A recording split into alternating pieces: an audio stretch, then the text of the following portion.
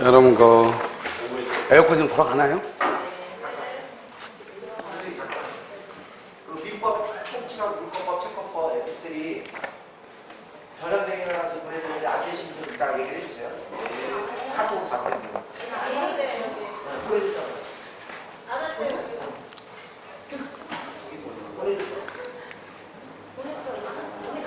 안 되시는 분 얘기해 주세요.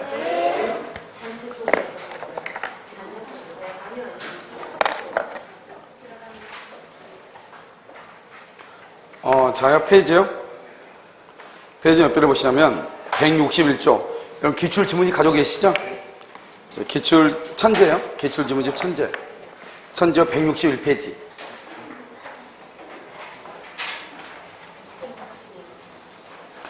자, 주택임대차 보호법 한번 보도록 하겠습니다. 주택임대차 보호법은요, 이제 올해 연말하고요, 내년 초하고 돈 바뀌어요. 돈 바뀌는데 이제, 분쟁조정위원회 가는 제도가 이제 새롭게 들어오는데, 우리하고는 관계는 없지만 아마 여러분들이 실무에 갔을 때는 크게 문제가 되지 않을까 이런 생각이 들어요.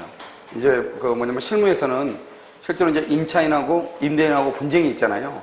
그렇게 했을 때는 이제 여기 보면은 각 시도에 보면 법률 구조 공단이라고 하는 데가 있거든요.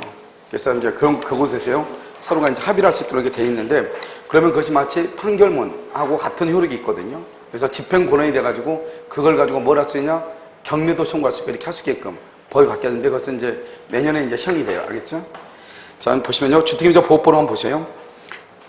자, 1조 제1 목적을 보면 이 법은 주거용 건물의 임대차에 관하여 민법에 대한 특례를 규정하죠. 민법에 대한 특례라고 하는 것은 뭐냐면 이런 것이죠. 우리가 이제 보면 주택임대차 보호법은 뭐라고 되냐면 주택은요, 최단 2년을 보장한다. 이렇게 딱 되어 있거든요. 그런데 최장에 대해서 말이 없어요. 최장은 몇 년인지 말이 없단 말이죠. 그러면 먼저 우리가 주거용 건물의 임대차에서는 먼저 주택임대차 보호법을 먼저 적용을 하고, 만약에 주택임대차 보호법에 아무런 말이 없다. 그러면 뭐로 가냐? 그때는요, 민법으로 가는 것이에요. 그러니까 우리가 보면 여기에서 보면 주택임대차 보호법은 비용 상환청구에는 말이 전혀 없어요. 그러니까 예를 들어서 필요비를 누가 부담하고 그 다음에 유익비를 누가 부담하고 이런 말이 없단 말이죠. 그런데 우리 민법에는 뭐가 있냐면 626조에 의해서 필요비하고 유익비는 임대인이 부담한다 이렇게요. 즉 임차인이 임대인한테 필요비를 청구할 수 있다 이렇게 규정되어 있거든요. 그러니까 먼저 주택에 관한 모든 것들은 먼저 주택임대차 보호법을 먼저 봐. 그런데 주택임대차 보호법이 없다. 그럼 어디로 가냐? 그때 민법으로 가는 것이고, 민법에도 규정되어 있고 주택임대차 보호법에도 있다. 그러면 어디로 가냐? 먼저 주택임대차 보호법을 먼저 보는 것이에요. 그래서 이것을 우리는 뭐라 하냐? 특별법이라고 얘기하는 것이고, 우리 민법을 뭐라 한다? 일반법이다 이렇게 얘기하는, 그래서 특별법 우선의 원칙이다 이렇게 얘기를 해요. 자, 제2조 적용범위요. 이 법은 주거용 건물이에요. 주거용 건물 전부나 일부의 임대차에 적용된다. 임차주택의 일부가 주거 외의 목적으로 사용하는 경우에도 적용한다 이렇게 돼 있죠. 이것을 우리는 뭐라고 표현하냐면 겸용주택이다 이렇게 얘기해요. 지금은 큰 의미가 없어졌지만 예전에는 상가 건물 임대차 보호법이 없었던 적이 있거든요. 주택임대차 보호법만 있고. 그럼 과연 이것을 상가로 볼 것인가 주거로 볼 것인가 이게 문제가 됐단 말이죠. 그중에 대표적인 게 이제 뭐냐면 다방이에요. 다방을 보면 원래 다방에 홀이 이렇게 있잖아요. 홀이 있고 여기 주방이 있고요. 아가씨들 잠자는 방 2개가 있었거든요. 그러니까 뭐라 했냐 이 사람들, 이게 이제 상가 건물이죠. 보호법에서 이게 건물이 됐을 때 그때는 상가 임대차 보호법이 없었거든요. 없으니까 이게 이제 경매가 됐을 때 과연 주택임대차 보호법에 의해서 보호받을 수 있는 게 이게 문제가 되잖아요. 그럴 때 뭐라고 주장했냐 이 사람들이, 방 2개 있고 주방이 있으니까 이것도 주거다. 그러니까 우리도 보호해달라 이렇게 얘기했거든요. 그때 뭐라 했냐, 여기는 주거용 건물의 일부가 상가용으로 쓰고 있는 것이 아니고 상가용 건물의 일부가 주거로 쓰고 있잖아요. 그러니까 이것은 주거가 아니다. 그래서 보호받을 수 없다 이렇게 얘기했단 말이죠. 알겠죠? 이것은 겸용주택이다 이렇게 얘기해요. 그 다음에 여인숙인데요. 여인숙이 이렇게 방이 10칸이 있었거든요. 그런데 여기를 한 칸을 내실로 썼거든요. 이게 경매가 된 거예요. 지금 같으면 뭐가 적용되죠? 상가 건물 임대차 보호법이 적용되겠죠? 그런데 그 당시에는 그게 없었단 말이죠. 그때는 이 내실에 사는 사람이 나도 내실에 살았으니까 이것은 주거다. 그러니까 주택임대차 보호법을 적용해달라 이랬단 말이죠. 그럼 이것은 전체 상업용 건물의 일부잖아요. 그러니까 적용이 된다 안 된다? 안 된다. 이것을 상가라고 하지 주거라고 하지 않는단 말이죠. 알겠죠? 이것을 겸용주택. 물론 이제 판례가요, 슈퍼마켓 사건에서는 또 인정을 했어요. 알겠죠? 뭐 그것은 뭐 중요하지 않으니까요. 자, 1번 보세요. 임차 주택의 일부가 주거 오해의 목적으로 사용되는 경우에도 주택임차보호법이 거기에는요 적용된다. 적용된다. 알겠죠? 적용된다. 알겠죠? 2번요. 동법에 적용 대상이 되는 주거용 건물인지는 어떻게 한다? 실제 용도요. 그러면 이 실제 용도가 뭐죠? 이런 것이죠. 이런 보면 요즘 이제 이런 그 근린생활 시설이라고 하는 게 문제가 되죠. 원래는요 이게 이렇게 해가지고 여기가요 이제 뭐를 해야 하냐면 주차장을 확보를 해야 되는데 주차장 확보가 안 되잖아요. 그러니까 여기를 이제 필터 구조를 하고 여기를 여기를 상가로 하죠. 상가. 그러니까 공부상으로 보면 상가로 돼 있어요. 그러고 나서 이제 여기서부터 이제 이렇게 주거가 되죠. 그런데 요즘 이제 주차장 규정이 워낙 엄격하다 보니까요. 주차장을 확보를 못 하니까 10세대인데 한 4세대만 주차장을 하고 싶단 말이죠. 그럼 나머지는 어떻게 하나? 나머지 여기 2층 있죠. 2층 여기는 원래 상가거든요. 원래 공부장은 상가인데 이것을요, 근린생활 시설 해가지고 주거용으로 이제 나중에 개조를 하죠. 알겠죠? 그래가지고 이걸 이제 임대를 주는 경우가 있단 말이죠. 그럼 어떻게 돼요? 상가니까 여기는 관계없죠. 여기만요, 뭐 주차장 확보하면 되잖아요. 그러니까 여기 한 7세대 해가지고 6개 확보하면 되는 거잖아요. 이렇게 해가지고 해놓으면 나중에 뭐가 문제되면 여기 있는 사람들, 이건 원래 상가에 좀 들어가 있는 거잖아요. 만약에 검사가 나오면 어떻게 해야 돼요? 이거 뭐 다시 있는 거 싱크대 다 떼내야죠. 그럼 어떻게 한다? 1년에 한 번씩 검사 나온다. 예를 들어서 처음에는 문제가 안 되겠죠. 왜냐하면 윗집에서 아니 왜 2층 사람들은 딱 공부를 보니까 뭐라고 되어 있냐? 이것이 상가로 되어 있거든요. 근데 이 사람이 죽으러 삶으로 인해서 이 사람들이 차를 주차하다 보니까 자기네들이 주차를 못 하잖아요. 그러니까 여기 사는 사람이 한 사람이 뭐 할 수 있어? 뭐 신고할 수 있죠. 그러면 이제 나가가지고 조사하죠. 조사하면 어때요? 다시 또 조사 나오기 전에 옥상에다 어떻게 해야 돼? 모든 짐 다 올려야 되고, 알겠죠? 그래서 상가로 만들어놨다가 다시 나가고 나면 어때요? 다시 또 들어와가지고 또 상가를 뭐죠? 죽으로 또 만들고 이런 일을 반복을 해야 돼. 이걸 이제 근린생활시설이라고 하는 것인데요. 이런 경우에도 우리는 주택임차 보호법에 적용을 받을 수 있는가? 받을 수 있다 이 말이죠. 이것이 건물주한 때는 과징금에 처벌이 되고, 그 다음에요, 제거 청구가 되고, 이런 것은 그 소유자한테 문제이고, 임차인은요, 거기서 뭐로 사용하고 있죠? 주거용으로 사용하고 있죠? 그러면 그것이 비록 상가라고 되어 있다 할지라도 공부상에는 실제 살고 있는 것이 주거의 용도로 사용하고 있으면 주택임대차 보호법에 적용을 받을 수 있다. 이런 말이에요. 그러니까 공부상의 표시가 아니고 뭐로 본다? 실제 용도로 본다. 이런 말이죠. 자, 제3조 대항력이죠. 자, 지금부터 이제 보면 우리가 주택임대차 보고 상가 건물임대차하고 여기서 이제 우리가 보면 먼저 이러면 대항력이라고 하는 것이 있죠. 대항요건이라고 하는 것이 있어요. 대항요건이요. 그 다음에 이러면 경매죠. 경매대금이요. 경매대금에 있어서 뭐가 있냐면 여기 우선 변제권이라고 하는 것이 있고요. 그 다음에 우선 변제권, 여기요 최우선 변제권 이렇게 있어요. 그래서 여러분요, 이것은 경매대금에서 문제가 되는 거예요. 그리고 여기 대항요건은 뭐냐면 대항요건은 주택의 인도 플러스 여기요 전입신고 이렇게요. 그래서 주택의 인도하고 전입신고 이렇게요. 그럼 어떡하냐? 여기서 이 길이요. 이 길 오전 몇 시부터? 0시부터 뭐가 생기냐? 여기요 대항력이 생기는 거예요. 그러면요 대항력이란 말하고 사실 대항요건이라고 하는 말은 같은 말이 아니죠. 대항요건은 주택의 인도와 전입신고를 한 상태를 대항요건을 갖췄다고 하고, 그러면 대항력은 그 다음날 0시부터 발생하는 게 대항력이거든요. 그런데 특이하게 우리가 실제로 뭐 사법고시라는 걸 보면 대항요건하고 대항력을 그렇게 구별하지 않고 사용하고 있어요. 무슨 말인지 알겠죠? 그러니까 여러분 뭘 보냐? 우리가 임대차에서 지상물 매수 청구는 임대차의 존속기간이 만료할 때 행사하거든요. 부속물 매수 청구는 종료할 때 행사하거든요. 그러니까 만료라는 말하고 종료라고 하는 말은 같은 말이에요? 틀린 말이에요? 틀린 말이잖아요. 틀린 말인데 이것을요 같이 쓰고 있단 말이에요. 왜요? 종료라는 말 속에 만료라는 말이 포함되어 있거든요. 그러니까 임대차가 만료가 되면은 곧 임대차가 뭐가 된다? 기한이 만료되면 곧 종료가 되는 거잖아요. 그러니까 같은 의미로 보고 있으니까요. 크게 의미를 따지 마시고. 그럼 여기서 대항계량서 우리가 이제 잠깐 한번 봐야 되는데요. 대항계량서는 이렇게 갑이 있고 을이 있죠. 을이라는 사람이 뭐라냐? 임차인이죠. 임차인이고요. 이것을 뭐란다? 임대인이죠. 임대인인데 뭐냐면 보증금 1,000만 원이에요. 그 다음에 월세 100만 원 이렇게 살고 있죠. 그러면 이 임대차라고 하는 것은 채권이죠. 채권은 특정인과 특정인의 관계거든요. 그러니까 오직 을은요, 갑한테요, 보증금 1,000만 원 준 거 갑에게만 보증금 반환을 청구해요. 1월 1일부터 만약에 10월 1일까지 계약했다? 그러면 을은 갑한테요, 10월 1일까지 살고 싶다고 갑한테만 주장을 한 거예요. 이를 채권이라고 한단 말이죠. 채권은 특정인과 특정인의 관계잖아요. 그런데 만약에 여기에서 이 갑이라는 사람이 이것을 병한테 이렇게 처분하죠. 이것을 양수인이다 이렇게 얘기하죠. 그래서 언제요? 5월 1일 이렇게 처분하죠. 그럼 어떻게 돼요? 이 사람이 새로운 소유자가 되죠. 그럼 이건 소유권이죠. 소유권은 뭐가 돼요? 물권이죠. 물권이고요.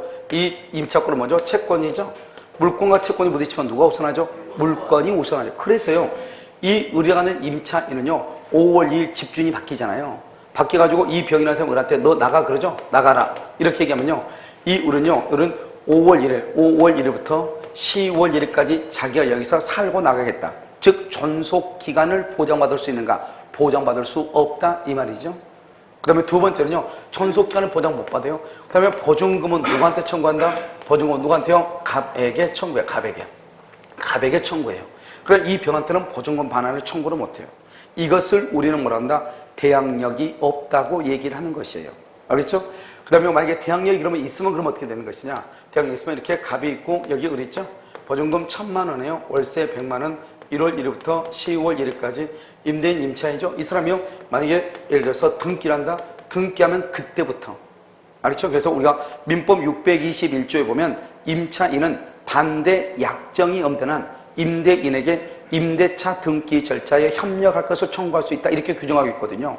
그러니까 만약에 임차인이 임대인한테 등기를 해달라고 해가지고 등기를 하죠. 그럼 언제부터? 그때부터 제3자에 대해서 효력이 발생한다 이 말이죠. 그것을 뭐라 한다? 대항력이라고 하잖아요. 그때부터.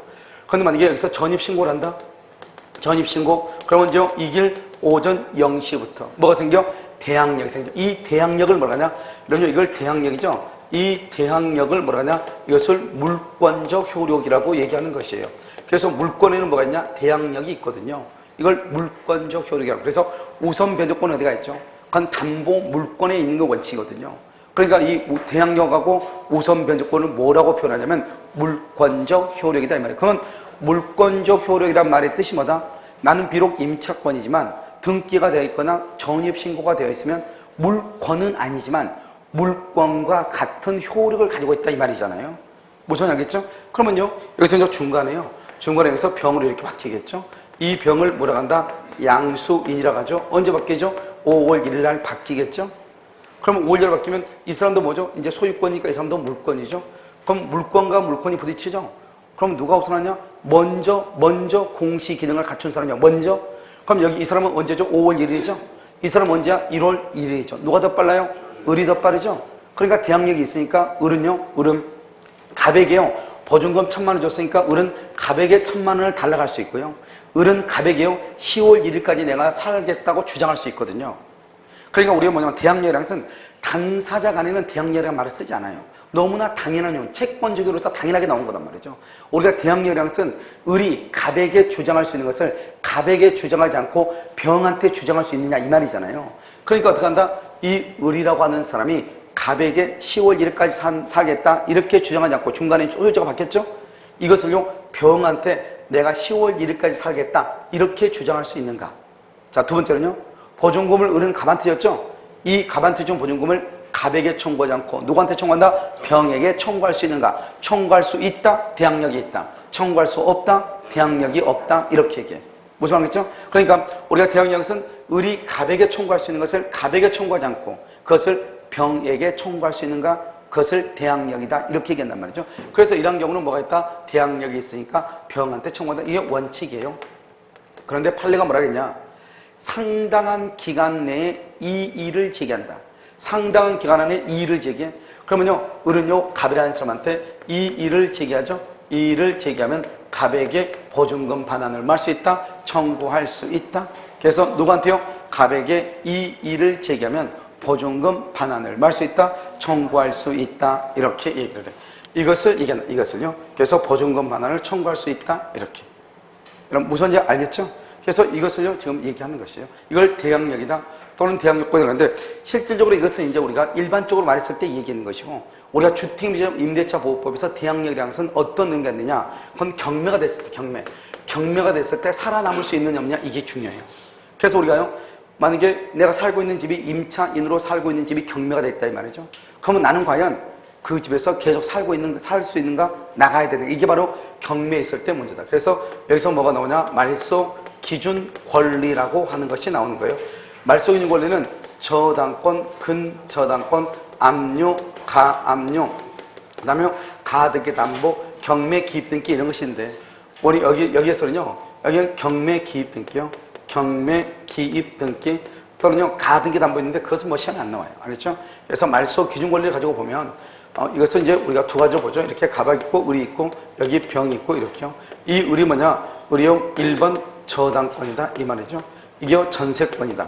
그럼 전세권이라든가 또는 지상권이라든가 또는 대항력이 있는 임차권이라든가 이게 다 똑같아요. 그럼 여기 정이죠. 정을요 2번 저당권이다 이런 말이죠. 이렇게요. 자, 그 다음에 여기요. 여기 보면 이렇게요. 갑이 이렇게 있죠. 갑이 있고 을이죠. 을이요 전세권 또는요 여기요 지상권, 그 다음에 대항력이 있는 임차권 이런 것이 있을 수 있잖아요. 그럼 여기요 병이죠. 병이 근저당권, 그 다음에 정이 저당권 이렇게 있을 수 있죠. 그러면요 먼저 경매가 되면 저당권, 근저당권, 압류, 가압류가 어디가 있나 빨리 찾았던 얘 어디가 있다? 여기 1번 저당권이 있고 여기 2번 저당권이 있죠. 이렇게 찾고 나서 그 중에서 제일 위에 있는 거, 제일 위에가 누구예요? 을이죠. 을이죠. 이 을이 바로 뭐냐? 을이 말소 기준이 돼. 그래서 경매가 되면 이것을 A라는 사람이 경락인이 된다 이 말이죠. 이 경락인이고요. 을 이하의 모든 권리는 뭐가 된다? 소멸해. 을 이하의 모든 권리는 소멸해. 알겠죠? 그래서요, 을 이하의 모든 권리는 소멸하기 때문에요. 을 이하는요.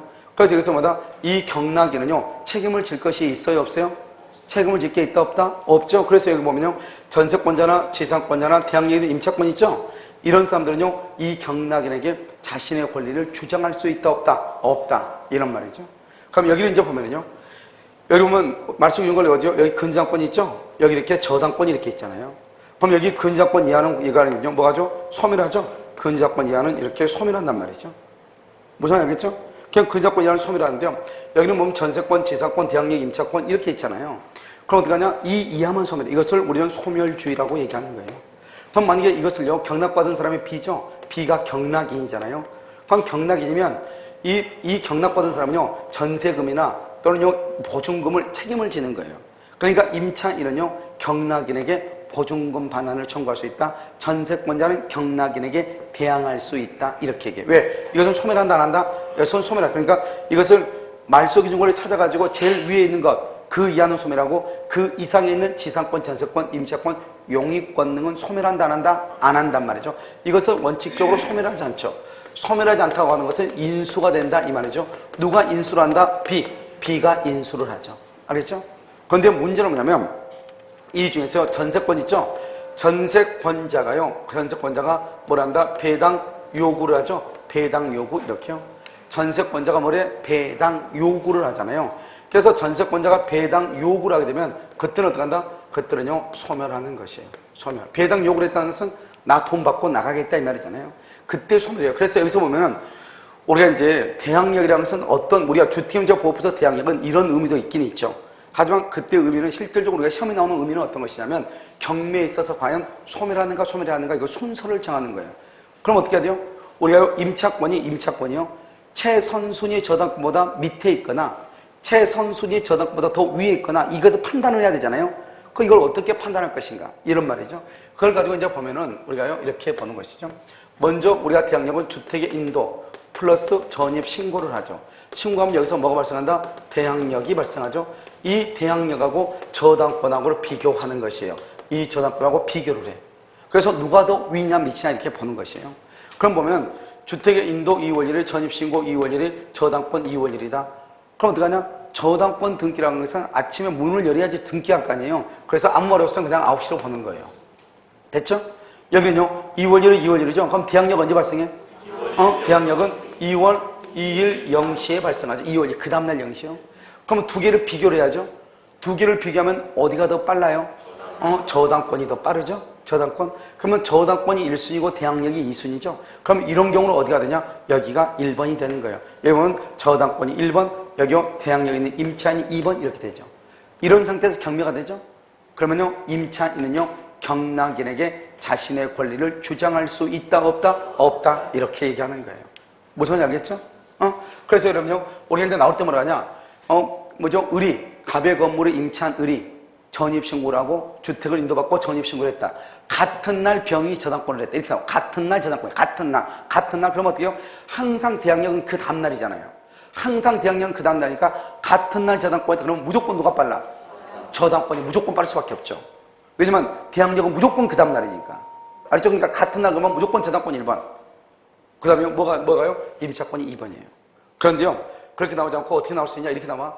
2월 1일, 그 다음에 그 다음날 대항 저당권이다. 그 다음날 꼭 이렇게 나와. 전입신고를 한 후에, 전입신고한 다음에 이렇게 나온단 말이죠.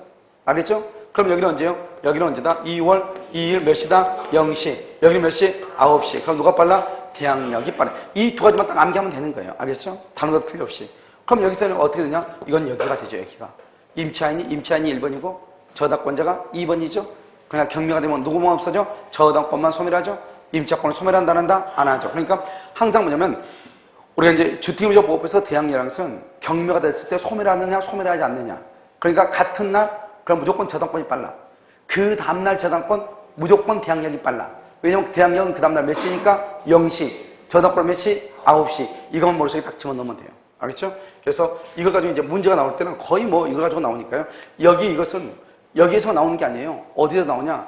우리가요, 저당권 있죠? 저당권에서 또 똑같이 나와요. 민법의 물권법의 저당권에서. 알겠죠? 이것을 이제 우리는 뭐냐면 대항력이다. 이렇게 해요. 그러면 여기서 이제 이게 이제 대항력인데 그러면 대항력은 뭐냐? 이 말이죠. 주택의 인도는 뭐 별로 중요하지 않죠. 인도는요. 그런데 뭐가 중요하냐? 전입신고. 신고란 말이 중요하다. 전입신고. 이 전입신고를 우리는 뭐라고 표현하느냐? 전입신고를. 그것은요, 우리가 주민등록 전입신고를 해야 되죠? 주민등록법상이요. 그 전입신고가 됐을 때, 그때 우리는 뭐다? 주민등록이 된 것으로 보는 것이죠. 그래서 이제 이 전입신고, 이걸 가지고 따지는 것이에요. 알겠죠? 지금부터 우리가요, 잠깐 한번 같이 정리를 하고. 자, 제3조를 보면 대항력이죠? 임대차는 뭐가 없어도 등기가 없는 경우라도, 이러면 등기가 없더라도, 그럼 결국 무슨 말이죠? 등기가 있으면 굳이 전입신고라는 말을 쓸 필요가 있다, 없다? 없다. 이 말이죠, 지금 이게. 등기가 없더라도 주택의 인도와 주민등록 뭐죠? 전입신고죠? 언제부터? 그 다음날, 이길 0시부터 제3자에 대한 효력, 우리 것을 대항력이다, 이렇게. 전입신고를 뭐로 본다? 주민등록으로 본다, 이런 말이죠. 자, 이 항은 여러분 봐봐요. 우리가 전입신고란 말의 뜻이 뭐예요, 여러분요? 전입신고라는 것은 뭐가 있어야 돼요? 주민등록번호가 있어야 되는 거잖아요.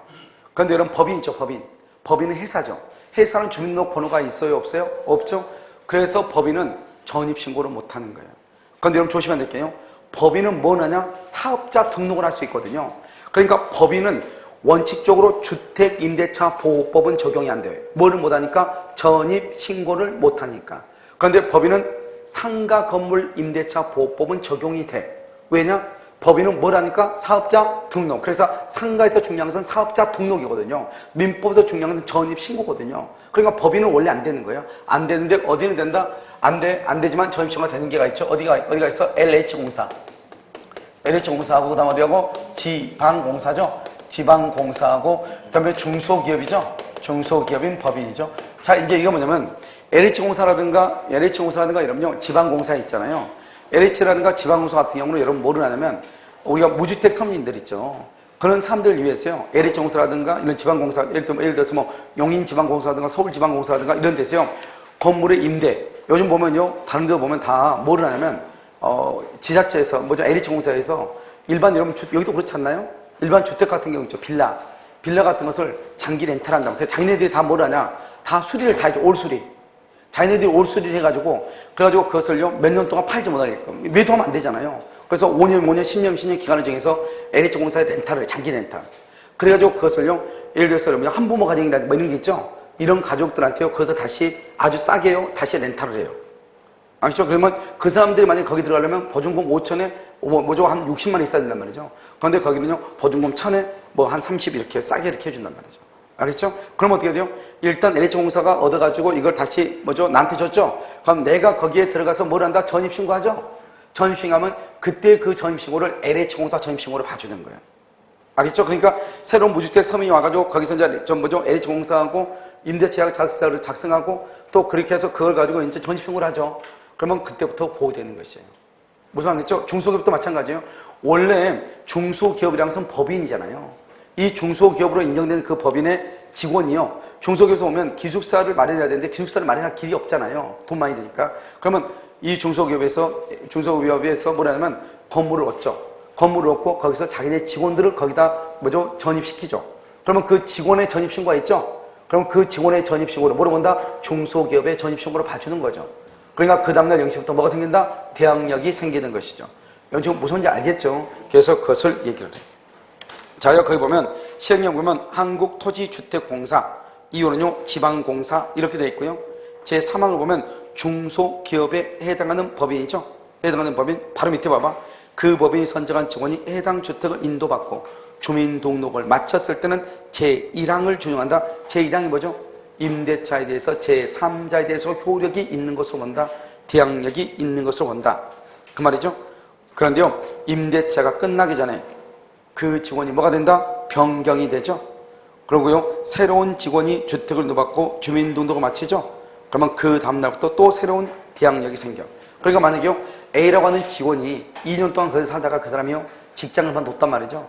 그만두면 또 새로운 사람이 또 들어올 거 아니에요. 그럼 새로운 사람이 또 와서 전입신고를 하겠죠. 그러면 전입신고한 그 다음날 0시부터 또 새로운 뭐가 생긴다? 대항력이 생긴다 이런 말이에요. 알겠죠? 그래서 여러분 뭐로만 하면 돼요?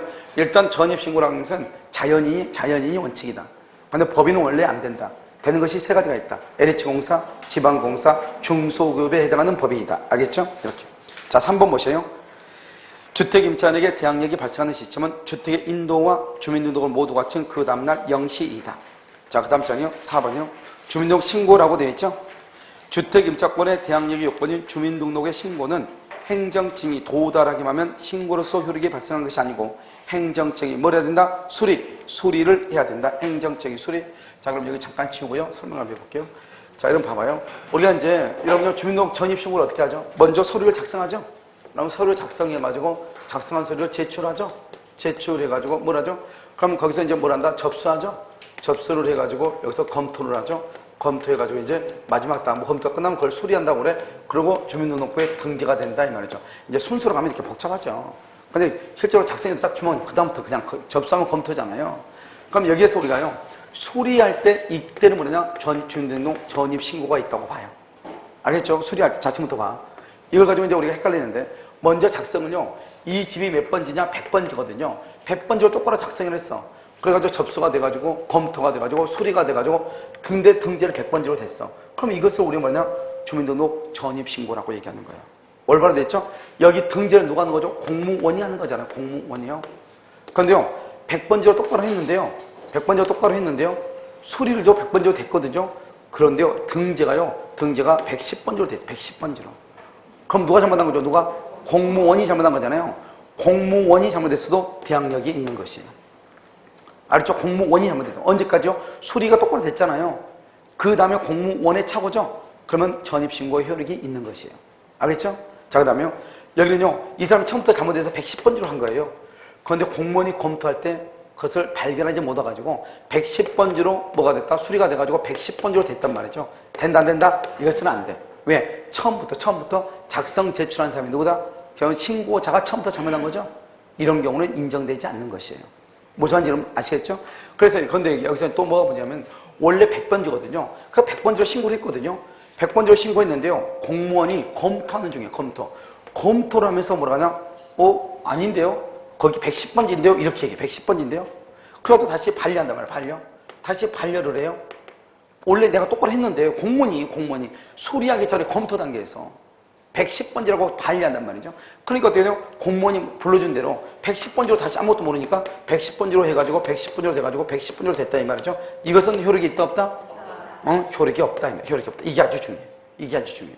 왜? 우리가 수리된 것을 주민등록 전입신고라고 해요. 그런데 지금 수리가 됐어 안 됐어 얘기는? 안 됐죠? 수리가 되기 전이죠? 수리가 되기 전이니까 아직 전입신고가 있었다 없었다? 없었죠? 그런데 공무원이 잘 모르고 반려했죠? 그러든지 말든지. 그래서 모든 책임은 누가 지는 것이다? 신고자가 진다. 판례가 이렇게 얘기했단 말이죠. 무슨 말이냐 그랬죠? 이것을 우리는 말한다? 수리한다. 이렇게 표현을 하는 거예요. 됐죠? 자, 한번 볼까요? 그 다음에 5번은요. 5번을 보면 갑이 을소유 주택을 임차한 경우 임차인의 배우자나 자녀의 주민등록 전입신고에 해당하죠? 그러니까 만약에 어떻게 하죠? 아버지가 임차인으로서 계약을 했는데요. 그 집 아내라든가 그 집 아들이 전입신고를 했다 이 말이죠. 그래도 된다 이런 말이죠. 그 다음에 6번은요. 일단 대항력을 취득한 후 임차인은 어떤 이유에서든지 가족과 함께죠. 왜 가족과 함께란 말이 나왔죠? 가족을 남겨도 봐봐. 임차인이 내가 임대차 계약을 작성한 임차인이에요. 그러고 나서 가족들하고 같이요. 그 집에 전입신고해가지고 주민등록 세대를 구성을 했어요. 그러고 난 다음에 나 혼자만 전출을 해도 여전히 주민등록 전입신고는 되어 있는 것이다, 안 되어 있는 것이다? 되어 있는 거죠? 그러니까 여기에서 가족과 함께 이 말은 무슨 말이죠? 세대 구성은 전원이 나갔다 이 말이잖아요. 그래 남아있는 가족이 있다, 없다? 없다. 그래서 뭐가 다 대항력은 뭐가 된다? 상실된다. 이렇게. 자, 7번요. 다가구죠. 그럼 다가구 단독하고 다 세대하고는 같아야 틀려요? 다르죠. 다가구 단독은 뭐만 있으면 돼요? 다가구 단독은 뭐만 있으면 돼? 지번만 있으면 돼. 지번. 자, 이게 봐봐요. 여기 지금 이렇게요. 이렇게 3층짜리인데요. 보통 우리는 어떻게 얘기하면 이건 101번지죠? 101호죠? 201호죠? 301호란 말이죠. 이건 100-1번이란 말이죠. 우리가 전입신고를 할 때는 어떻게 해야 되냐? 100-1번이라고 하는 지번만 똑바로 신고하면 된다 이 말이죠. 알겠죠? 호수는 중요하다, 중요하지 않다? 중요하지 않다 이 말이죠. 그러니까 내가요 100-1번으로 신고하면 되고 2층이라고 201호라고 신고하지 않았어도 전입신고 효력이 있다 이 말이죠. 그런데 문제는 뭐냐면요 100-1번지인데요 내가 이 101호예요 101호 2월 1일날 전입신고를 했어. 그런데 3층 사람이 5월 1일날 이사를 가니까요 내가 3층으로 이사를 간 거예요. 3층으로 이사를 가자 301호로요 다시 5월 3일날 전입신고를 했어. 다시. 그러면 나는 언제부터 대항력이 발생한다? 언제부터? 그럼요 2월 2일 0시부터 대항력이 발생하는 거예요. 2월 2일 0시부터. 왜냐면 다가구는 호수가 중요한 것이 아니고 뭐가 중요해? 지번만 중요하기 때문에요. 호수를 바뀌어가지고 내가 다시 전입신고를 했다 할지라도 처음에 전입신고가 그대로 뭐가 된다? 적용되는 것이에요. 알겠죠? 자, 그럼 7번에 보셔요. 지번만 기재하면 동호수 표시가 없어도 대항력을 취득한다. 8번 다가구 단독주택이죠? 바로 까맣게 된 거 지번만 기재하고 두 번째 줄 호수까지 기재하지 않아도 맨 끝에 유효한 공시 방법이다. 9번 다가구형 단독주택의 임차인이 같은 건물 내에서 줄거봐 같은 건물 내에서 이사해서 바로 옆에 호수를 변경 원래의 전입신고를 한 때 주민등록에 유효한 공시 방법이 된다. 무슨 말이겠죠? 원래 왜요? 다가구는 뭐만 있으면 돼? 지번만 있으면 되니까. 자 10번요 다가구죠. 다가구 단독주택의 임차인이 건물의 소유자나 거주자 등이 부르는 대로 지층 1호를 1층 1호로 잘못 알고 전입신고했죠? 다가구형인데요. 지층 1호를 1층 1호로 잘못 알고요. 전입신고를 했다 이 말이죠. 그래서 전입신고를 뭐라냐? 1층 1호로 한 경우 주택임대보호법상 대항력의 발생 요건인 주민등록의 유효한 공시방법이 틀렸네요. 유효한 공시방법 2다. 이렇게 2다. 알겠죠? 2다. 다 가구가 아니고 뭐라고 해야 돼요? 다 세대 그러면 틀린데요. 다 가구니까요. 아니다가 아니요. 2다. 이렇게 2다. 됐죠? 그래서 2다 이렇게요. 자 10번. 자 그 다음에요. 다세대를 봐봐. 다세대는 이제 약간 달라요. 다세대는 보면 뭐냐면 이런 봐. 이렇게 우리가 이렇게 빌라가요. 이렇게 있잖아요. 이렇게 여기요. 여기는 가동, 라동, 다동, 그 다음에 라동 이렇게 있단 말이죠. 그럼 여기 있으면요 301호 이렇게요. 그 다음에 지금 여기 보면 여러분 지층이 뭐예요? 지층? 지하하고 달라요. 그렇죠? 여러분 우리가 보면 지층이 지하예요? 여러분 보면 저쪽에서 보면은 반지하같이 되어 있는데 이쪽에서 보면 두 칸만 정도만 내려가는 거 있어 없어? 있잖아요. 여기서 보면요 마치 1층 같아. 근데 계단 2개 정도 내려가죠? 근데 저쪽에 보면 어떻게 돼요? 어디요? 유리창 있는 데까지 어떻게 돼? 그죠? 흙이 거기까지 다 있죠? 그래서 우리가 뭘 한다? 얘기한단 말이죠. 그러면 여기서요, 우리 보통 이제 지층을 지층이라고 안 쓰죠. 왜요? 지층이라고 쓴과 동시에 월세가 확 내려가거든요. 그러니까 무조건 뭐라 한다? 1층이라고 쓰죠. 1층이라고. 알겠죠? 그러니까 원래는 여러분 어떻게 돼요? 원래는 이제 지층이 있으면 여기서 이만큼 이렇게 내려가 있잖아요. 이만큼요. 이렇게 내려가 있잖아요. 그럼 여기가 이렇게 있으면 이게 이제 지층 1호거든요. 지층 1호고 여기가 지금 뭐죠? 1층이고 1층 1호고 1층 101호고요. 여기요 201호고요. 여기 이제 301호 이렇게 돼 있잖아요. 근데 주인은 그렇게 하지 않죠. 주인은 뭐라 한다? 여기를 101호라고 하고 여기를 201호라고 하고 301호라고 하고 401호 이렇게 얘기하죠. 이게 만약에 다 가구면 아무 문제가 없죠. 근데 뭐가 문제가 돼요? 다세되면 문제가 돼요. 다세되면. 다세되는 어떻게 한다? 동, 그 다음에 호수, 그 다음에 뭐까지? 지번까지. 동, 호수, 지번. 옛날에 판례 보면 뭐라 하냐면 우리가 확정 일자를 할 때는 동, 호수, 지번을 다 기재하지 않아도 된다. 이런 판례가 있거든요. 사실 근데요, 지금은 그게 전혀 의미가 없어. 왜냐? 우리가 지금 나중에 보면 알겠지만 우리 이제 확정 일자를 받아야 되잖아요. 확정 일자를 받을 때는 뭘 하냐? 완전한 계약서를 가지고 가야 돼요. 완전한 계약서. 그러니까 뭐요? 임대인하고 임차인하고 건물에 관한 사항들이 자세히 기록되어 있는 완전한 계약서를 가지고 가야 되기 때문에 동호수 지번이 없는 계약서를 가지고 가서 확정 일자를 받을 수가 있다 없다? 없어. 옛날에는 그런 게 없었거든요. 그래서 새롭게 우리가 이제 들어와가지고 이렇게 됐단 말이죠. 자, 그럼 보면요, 이게 동호수 지번인데 문제는 뭐냐면 우리가 이러면요, 전입신고란 말이 뜻이 뭐죠? 이걸 알아야 되죠. 전입신고라고 하는 것은 권리예요, 사실이에요? 전입신고라는 것은 전입신고는 전입신고하잖아요. 전입신고라고 하는 것은 이것은 권리예요, 사실이에요? 그다음요, 이것은 사실이지 권리가 아니에요. 알겠죠? 그러니까 이건 사실이기 때문에요. 전입신고할 때 뭐냐? 원칙적으로 뭐가 우선하냐? 대장은 뭐가 우선이다? 사실이 주고, 그다음에 권리가 부차적이죠. 그다음에 등기부는 뭐가 주다? 등기부는 뭐 갚고 울고 권리가 주잖아. 권리가 주고. 그다음에 뭐죠? 사실이 뭐다? 표제부죠. 사실이. 표제부가 부차적인 거 아니에요. 이러면 표제부를 뭐란다? 사실에 관한 것이고, 사실의 등기라고 하잖아요. 값과고 울고를 뭐란다? 권리의 등기라고 하는 거잖아요. 그러니까 값과 울고, 등기부는 값과 울고를 얘기하죠. 그런데 등기는 원칙적으로 권리가 주고 대장은 사실이 주기 때문에 우리가 전입신고를 할 때는 어떻게 해야 되냐? 대장의 기재하고 보통 등기부 기재하고 보통 일치하죠. 그런데 일치하지 않을 때 있단 말이죠. 그럼 어떻게 할 것인가? 원칙적으로는 대장이 우선할 수밖에 없는 거예요. 왜요? 보통 호수 지번이라는 것은 뭐다? 사실이죠. 그러니까 대장이 우선할 수밖에 없는 것이에요. 무슨 말이겠죠? 그런데 우리 보통 거래를 할 때 대장을 봐요? 등기부를 봐요? 등기부를 보는, 그것도 공적인 장부잖아요.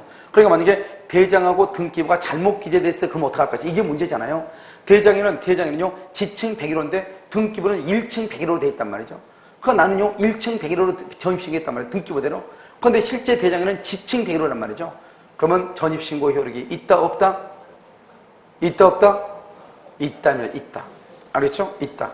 거기 그러냐? 내가 방금 얘기했죠? 원래는 뭐가 우선이다? 대장이 우선이지만 실질적으로 우리가 거래할 때는 뭘 본다? 등기부를 보는 거야, 등기부를요. 그래서 등기부의 기재 내용과 동일하면 판례가 그것도 유효하다 이렇게 얘기했어. 그런데 만약에 우리가 그럼 전입신고를 할 때 그러면 등기부하고 대장하고 다르다 그러면 우리는 그럼 다 대장을 떼봐야죠. 근데 우리 대장 떼면서 우리는요, 대장을 떼보고 전세를 들어간다거나 그다음에 임차인 이런 경우 있어 없어? 없죠. 다 뭐만 본다? 등기부. 등기부에도 다 뭐가 돼 있어? 등기부에도 표제부에 보면 표제부 거기 보면 또 사실에 관한 것이 또 기록이 돼 있어 안 돼 있어? 되어 있잖아요. 그래서 여러분요, 어디를 본다? 원래는 대장을 보는 것이 원칙적이지만 등기부의 기재 내용과 동일해도 된다 이 말이죠. 무슨 말인지 알겠죠? 그것을 여러분 알고 있어야 돼요. 여러분 10번은요, 유형 공시 방법 2다. 자, 11번. 다세대죠? 다세대 주택이 동호수 표시 없이 집원만 대항력을 취득할 수 있다, 없다? 없다. 12번. 전출은 260의 3인데 전입을 206의 3. 꼭 이렇게 잘못하죠. 알았죠? 260의 3인데 206의 3으로 했죠? 여기서 유효이다, 아니다? 아니다. 될 수가 있다, 없다? 없다. 자, 그다음에 13번은요. 간접 점유라고 되어 있나요? 간접 점유 이렇게 되어 있죠? 그럼 그 간접 점유라고 하는 것은 뭐냐면 이런 것이에요. 우리가 이제는요, 전입신고를 했을 때는 전입신고를 어떻게 할 것인가 이렇게 봐요. 여기서 보면 이렇게 갑이 있고 여기 을이 있죠? 을이요, 1월 1일부터 10월 1일까지요. 보증금 1,000만 원이에요. 월세 100만 원 이렇게 있단 말이에요. 임차인이죠? 이 임차인이 있다가요, 중간에 5월 1일 날요, 병한테 이것을 전차인이다 이렇게 얘기하죠. 전차인한테 5월 1일 날 전대차를 준 거예요. 그럼 오늘 어떻게 돼요? 이 전차인이라는 사람이 여기에 들어가서 이제 다시 전입 신고를 할 거 아니에요? 언제 하냐? 여기 5월 6일 날 이렇게 전입 신고를 했다 이 말이죠. 그럼 이 사람은 어때요? 전입 신고하면 이 사람 무슨 신고를 해야 돼요? 전출 신고를 해야죠. 전출 신고. 언제요? 5월 4일 날요. 전출 신고하죠. 그러면 이 사람은요, 1월 1일 날 전입 신고했죠. 그러면 1월 2일 0시부터 대항력 생기죠. 그러다가 5월 4일 날 전출하죠. 대항력이 없어지죠. 이 사람한테 1,000만 원 준 상태에서요. 1,000만 원을 이 갑이라는 사람한테 1,000만 원 내줄래? 그랬더니 갑이 나 모르니까 너 알아서 해. 그럼 내가 그러면 다른 사람한테 전대차 줘도 되냐? 갑이 뭐라냐? 응, 알았으니까 그렇게 해. 그래가지고 갑의 승낙을 받아서 의리 병한테 전대차를 했단 말이죠. 그러니까 전대차 할 때는 5월 1일부터 10월 1일까지 이렇게 할 거 아니에요? 그럼 어떡한다? 이 사람 만약에 임대차가 나중에 끝나잖아요. 그러면 을은 갑한테 1,000만 원 받아가지고 병한테 1,000만 원 줘야 될 거 아니에요? 알겠죠? 그러려면 어떻게 해야 돼요? 이 사람이 왜요? 대항력이 있어야 되는데 지금 문제는 뭐예요? 이 사람은 전출을 했으니까 대항력이 있어요? 없어요? 없잖아요. 이런 상태에서 이 건물이 경매되죠? 그러면 이 사람 뭐 망하는 거지 뭐. 돈 못 받으니까. 알겠죠? 그럼 어떻게 해야 돼요? 이 사람이 여기서 전입신고를 했잖아요. 5월 6일날. 5월 6일날 전입신고를 하면 이 전입신고를 누구의 전입신고로 볼 것인가 이 말이죠. 이것을요. 이 전차인의 전입신고로 볼 것인가? 그러면 전차인이 5월 7일 0시부터 대항력이 있는가? 이거 있으면 뭐 하겠어? 봐봐. 이 집이 경매가 되면은 갑한테 돈을 준 사람은 을이지 병이 아니잖아요. 병은 보증금 1,000만 원을 누구한테 줬죠? 을한테 주고. 을은 누구한테 줬죠? 갑한테 줬으니까. 결국 어때요? 을은 그 돈 병한테 1,000만 원 받아고 나갔을 거 아니에요? 나갔는데 나중에 갑이요? 기간이 끝나가지고 보증금 1,000만 원을 주면은 그 돈을 을이 받아서 누구한테 줘야 돼? 병한테 주든지. 갑의 건물이 경매가 되면은 경매 대금을 받아서 병한테 줘야 될 거 아니에요? 그런데요, 이 병은요, 을한테는 돈을 줬어도 병은 갑한테는 돈을 준 적이 없잖아요. 그러니까 갑의 건물이 경매가 됐다? 그러면 이 사람은요, 돈 받을 수가 있어, 없어? 없죠. 자기가 돈 준 적이 없으니까. 그러니까 이 사람이 여기서 전입신고를 해도 이 전입신고를 병의 전입신고로 인정해도 아무런 의미가 없는 거예요. 그래서 어떻게 하는 것이냐? 이 을이라는 사람이 병한테 전대차를 주고 병이라는 사람이 여기 들어와서 전입신고를 하죠. 그러면 이 병의 전입신고를 누구의 전입신고로 봐준다? 을의 전입신고로 봐주는 거야. 을. 그래서 이 사람이 뭐다? 이 사람을 직접 점유자라고 하고. 왜? 여기 와서 바로 잠자고 있으니까. 알겠죠? 이 사람을 뭐라 한다? 이 사람을 간접 점유자라고 얘기하고. 그래서 이 사람이 전입신고를 하죠? 5월 6일날. 그러면 이 사람한테 간접주인한테 5월 7일 0시부터 대항력이 생기는 것이에요. 그래야 만약에 갑의 건물이 경매가 되면 거기서 돈을 받아가지고 우리 병한테 줄 거 아니에요. 알겠죠? 그런데 판례가 뭐라 했냐면 여기 한번 봐봐. 전출신고 5월 4일이죠. 전입신고 5월 6일이죠. 그럼 어때요? 전출하고 전입이 주민등록 전입신고 기간이 몇 주간이죠? 2주간이죠? 2주간 안에 전출과 전입이 동시에 이루어지죠. 알겠죠? 그러면요. 그럼 어떻게 하냐?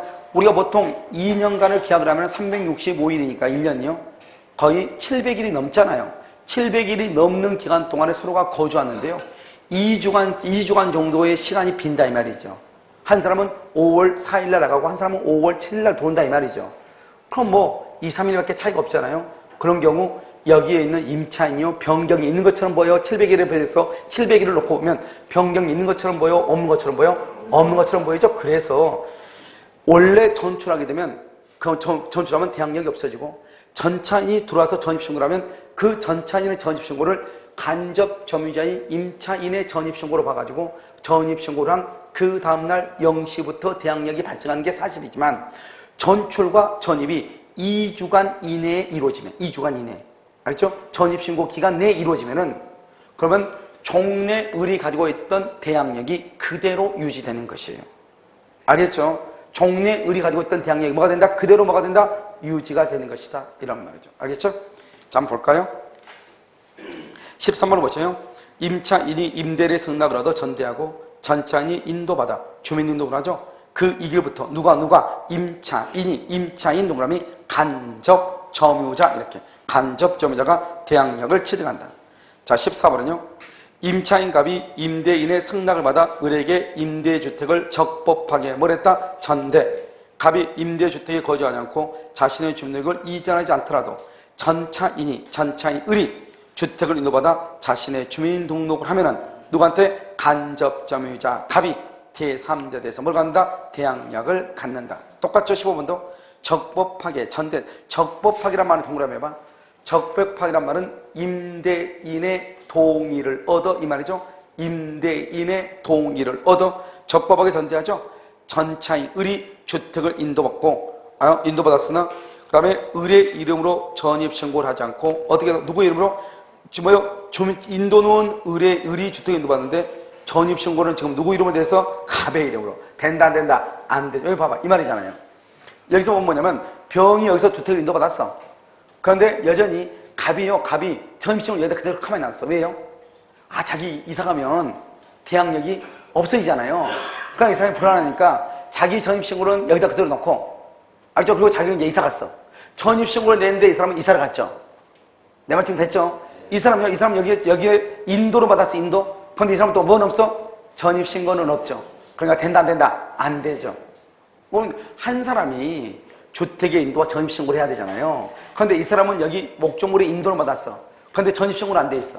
이 사람은요, 자기 전입신고하면 불안하니까, 없어지니까 전입신고를 놔두고 이사를 갔어. 그래, 이 사람은 전입신고는 돼 있고, 인도는 없고. 이 사람은 인도는 받고, 뭐가 없어? 전입신고는 없고. 그러니까 된다, 안 된다? 안 된다. 그걸 지금 얘기하는 거잖아요. 주택의 인도는 의리받고, 주민등록 전입신고는 갑이했다. 된다, 안 된다? 안 된다. 이것을 얘기하는 거예요. 그렇죠? 자, 매도인의 대항력이죠? 자, 매도인의 대항력, 이것도 이제 한번 보시면요.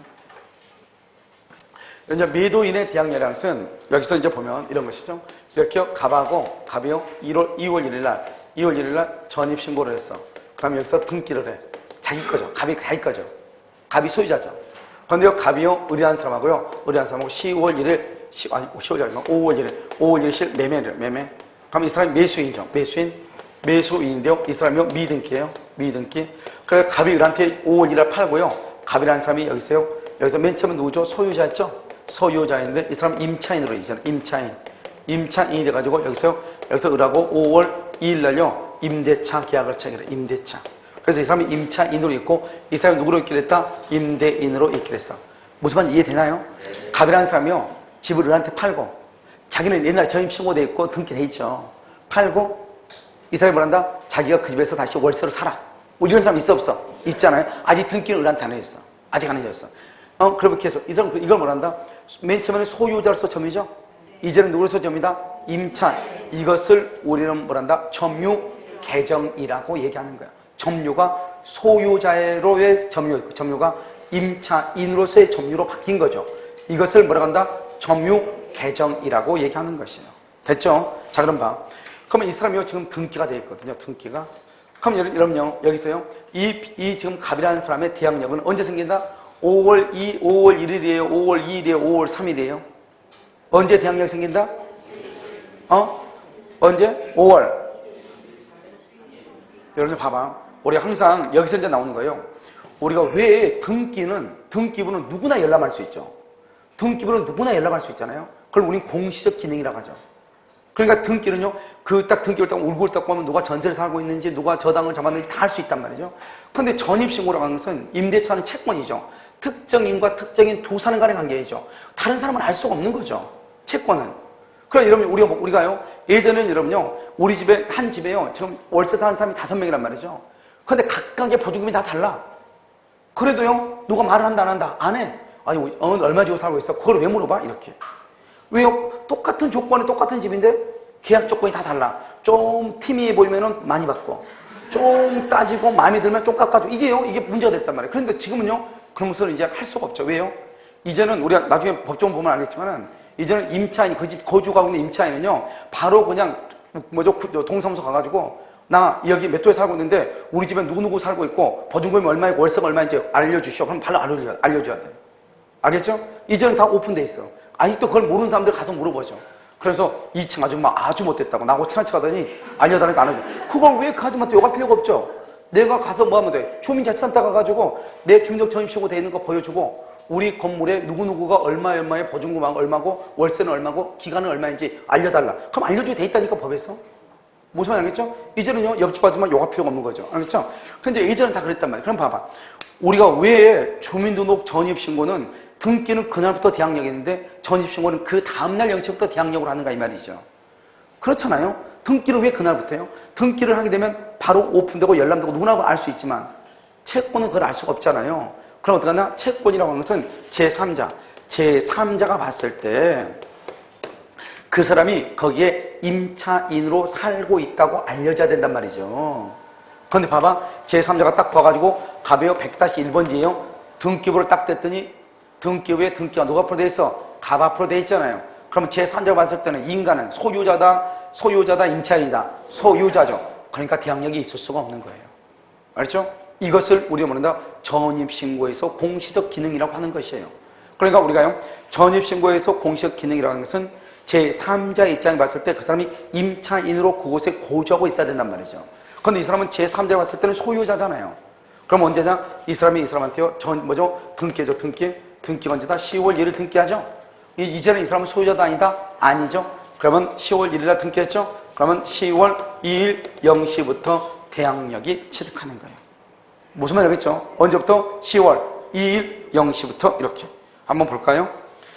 입주 및 점유 신고를 한 상태에서 한 16번이요. 한 주택의 소유자가 그 주택을 타인에게 매도함과 동시에 다시 임차한 경우 주택의 임차권의 대항력은 주택 양도인의 최초 전입신고일 이 기일부터 발생한 것이 아니라, 알죠? 주택 양수인 앞으로 뭐를 한다? 소유권 이전 등기를 격려해준 그 다음날 언제? 0시 이때부터 생긴다 이런 말이죠.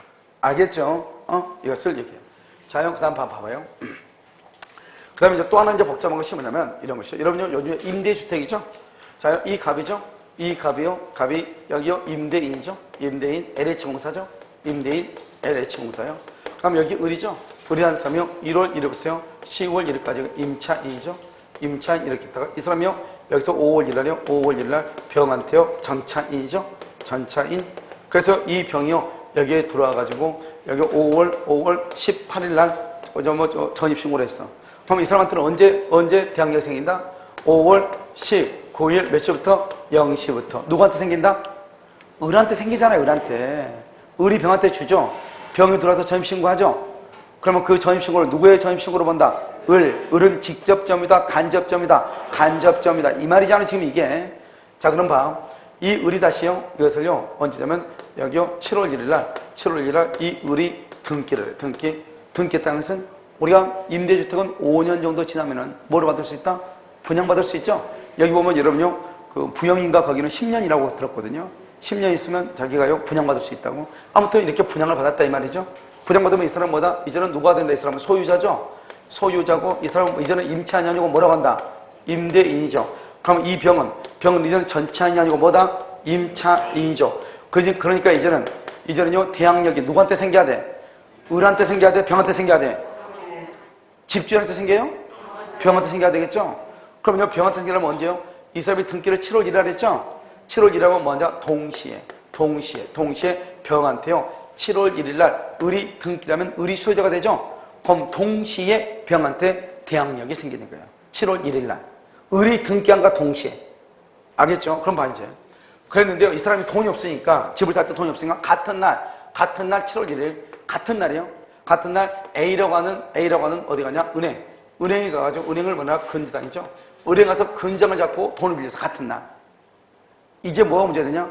경매가 되면, 아까 말했죠. 경매가 되면 저당권이 먼저고 임차권이 그 다음이면 경매되면 저당권 이하는 다 소멸한다고 그랬죠?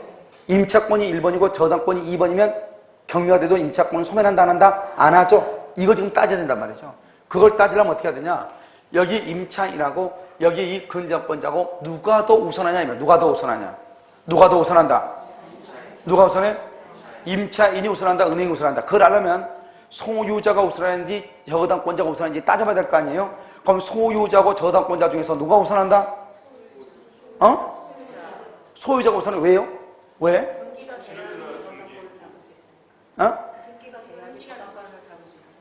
그래? 또? 여러분, 이거 뭐라고 그래? 이거 소유자죠? 소유권은 뭐라고 그래? 갑구라고 그래. 저당권은 뭐라고 그래? 을구라고 그래. 갑과 을구 누가 더 빨라? 무슨 말인지 알겠죠? 이 갑구하고 을구는 별구죠, 별구. 별구는 순서를 어떻게 따지냐? 접수번호로 따지는 거예요, 접수번호. 동구는, 같은 구는, 갑구는 같고, 을구, 물구는 순위 번호로 따지죠. 이건 별구니까 접수번호로 따지는 거 아니에요.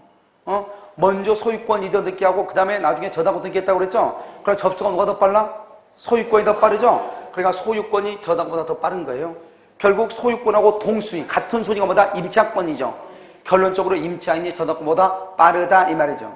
알겠죠? 그래서 경매가 돼도 임차권은 소멸한다, 안 한다? 안 한다. 이렇게 되는 것이에요. 무슨 말인지 알겠죠? 그래서 이 두 가지를 같이 알아야 된다. 이런 말이죠. 자, 그 다음에 여러분요, 17번이라 보면, 거기에 보면 직권말소라고 되어 있나요? 직권말소가 되어 있죠? 여기서부터 여러분요, 잠깐 쉬었다가 다시 하도록 하겠습니다.